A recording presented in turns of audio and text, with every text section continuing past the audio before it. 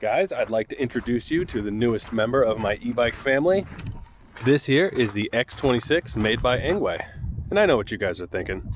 Austin, we come to your channel because we like seeing the car builds, the forklift builds, the pizza truck builds. What's with all the e-bike testing? Well, I like e-bikes. They've got motors, they've got wheels, plus the company's usually giving them to me for free just for testing. Can't really say no to that. Back to the test. Now, if this bike looks a lot bigger than the last couple that I tested, that's because this is a 26-inch fat tire, and the last two that I tested were both 20-inch fat tire bikes. Now, let's go over what makes this unique. Starting off, let's take a look at this rear suspension that Engwe calls their triple suspension. And I'm not sure I can explain this very well because I've never actually seen anything like this on a bicycle. Now, basically, you've got two coilovers in the back, and then you have a dampener in the front, and you're going to have two pivot points, one here, and then, of course, the front of your swing arm.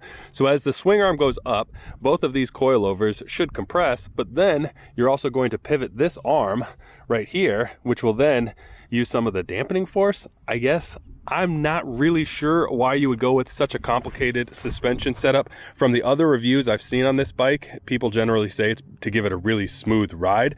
I'm not sure if it's more for the street or more for the dirt. We'll figure that out a little bit later in this video, but it is unique. As for the motor, this is a 1200 watt motor, making this a class 3 bike. You do have the throttle over here on the left, which is unique. My other two bikes, it was on the right side, and that does give it a maximum speed of 31 miles per hour. As for the brakes, just like most every other e-bike right now, you do have hydraulic disc brakes, both front and rear. You've got a little reservoir on both sides here with mineral oil in them. It did come perfectly dialed in from the factory. Now for the battery, I have the single battery version, but this bike is actually capable of having two batteries. So I could buy another battery later on if I wanted to extend the range. The single battery is located right in here, and that charges at the top. That is a 19.9 kilowatt hour battery. The second battery goes in the center section here, which actually folds. So you unclip this, fold the whole bike in half, and you can slide it in, and that one charges right here. With the single battery setup, it is rated at 62 miles, and then I believe it is 90 miles if you've got both batteries.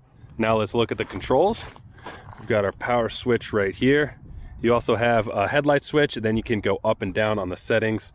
So I'll toggle it up there. We are at 1, 2, 3, 4, and then 5 is as high as it goes. I've already gone through into the settings and removed the speed limiter, so it will go to the full 31 miles per hour. So we've got this tilted up on the kickstand here. You can see it is moving. Now, I haven't actually ridden this thing yet because I wanted to get some shots before it gets all dirty.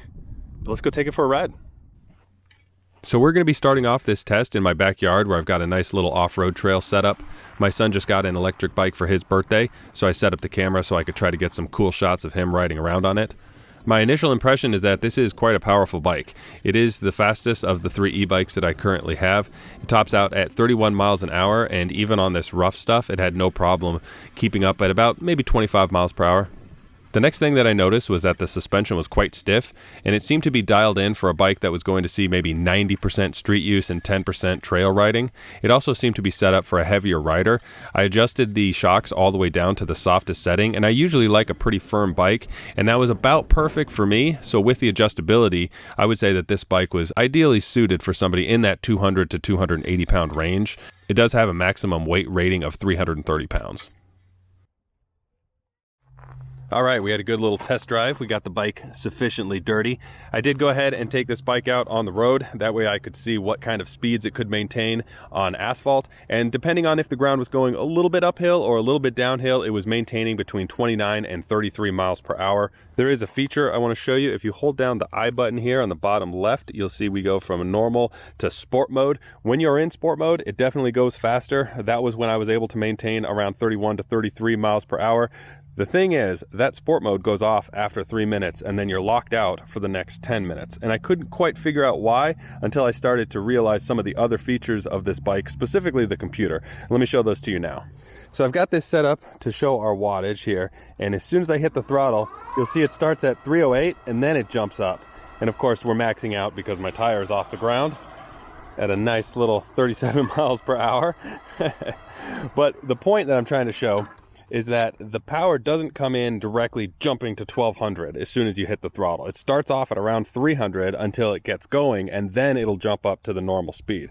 As far as I can tell, everything about this computer and this bike in general is set up to maximize the battery life. If it was giving you 1200 watts as soon as you gave it throttle, and if you were allowed to be in sport mode non-stop, this battery would definitely drain a heck of a lot faster.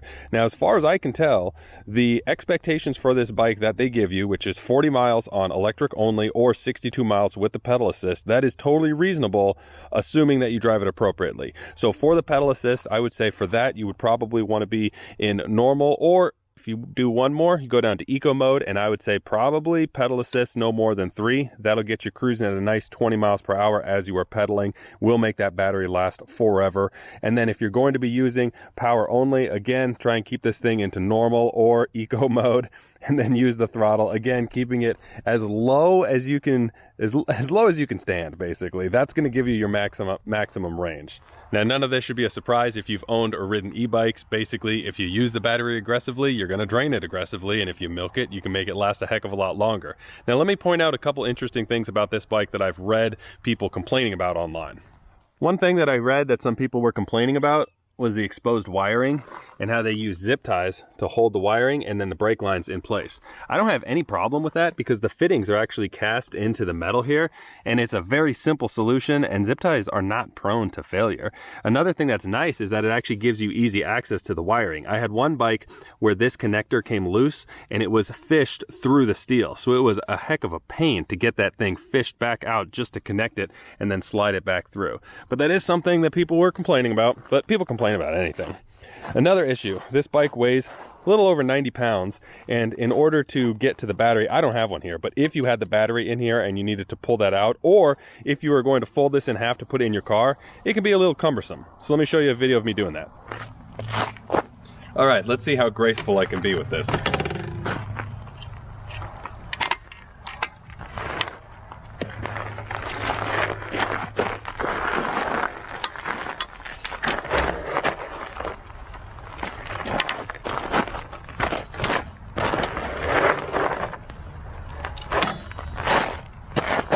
All right, so there you have it.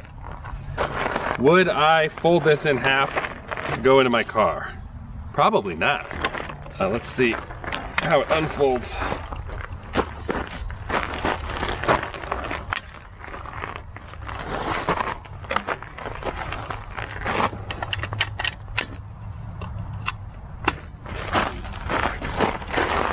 Yeah, I would not unfold this to put it in my car. I would just put it in my truck. I mean, if you absolutely had to, I guess.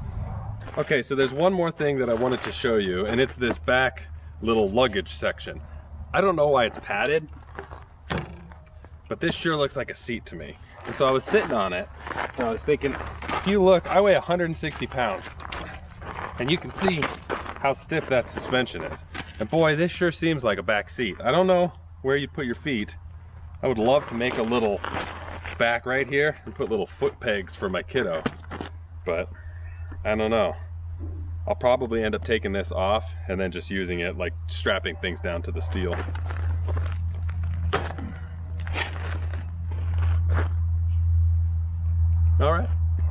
All right, so let me leave you guys with this thought. Of the 3 bikes that I've tested recently, this one has the biggest battery pack, it is tied for being the least expensive, and it is the fastest, if only by a smidge. So there you have it. Take care. See you guys later. Thanks for watching, everybody. Bye-bye.